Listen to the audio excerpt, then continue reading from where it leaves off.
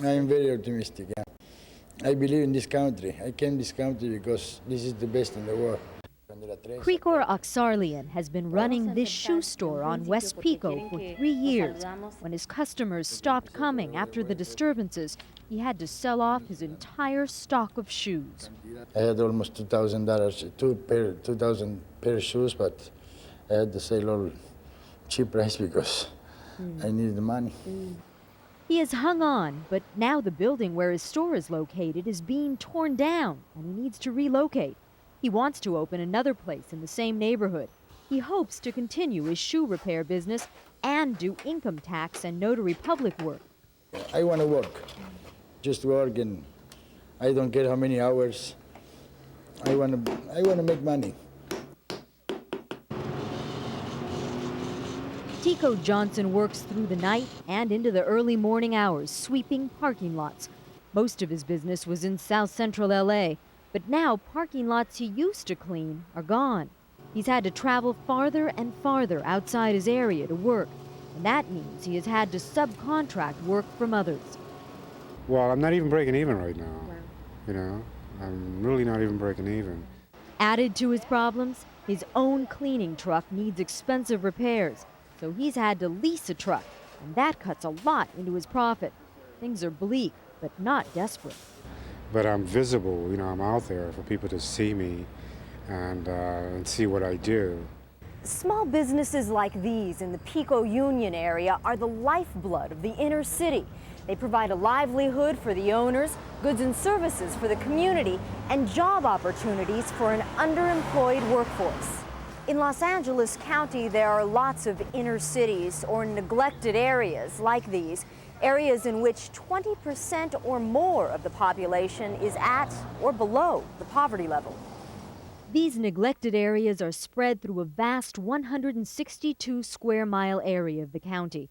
They include South Central Los Angeles, East Los Angeles, Pacoima, portions of Hollywood, Venice, and Long Beach. 2.5 million people live here. 61% are Latino, nearly 21% Afro-American, 9% Asian, and about 10% Caucasian. Today, there are 55,000 small businesses in the neglected areas. They are the largest employers in these communities. Over 80% of them employ fewer than 20 people. Business owners like these in the Crenshaw district see their life dreams in front of them day after day after day. Almost every business owner we talk to has one need in common, the need for more capital. They need capital to expand, to grow, to carry new products, to reach new markets.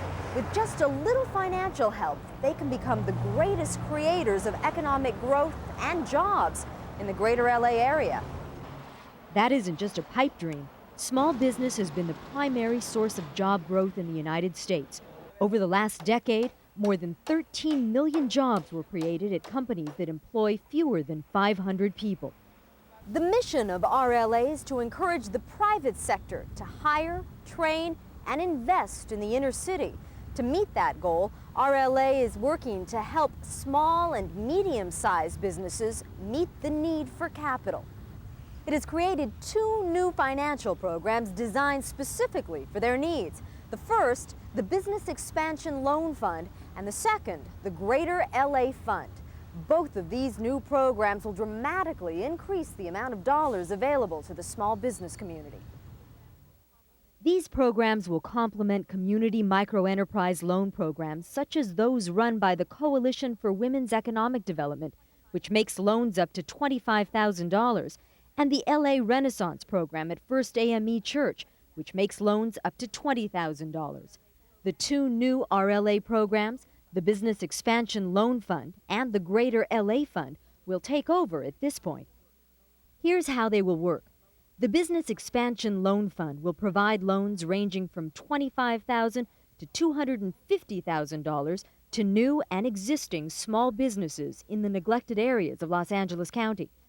Funds can be used to start a small business and by existing businesses for working capital or to finance inventories, equipment purchases, leasehold improvements, plant acquisitions, and expansion.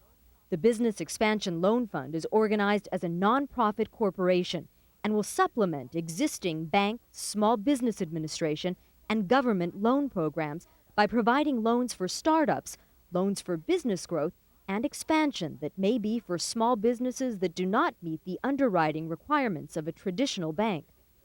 These loans have been created for small businesses located within the neglected areas. Minority-owned businesses are the primary focus. Startups will be limited to 25% of the total loan portfolio.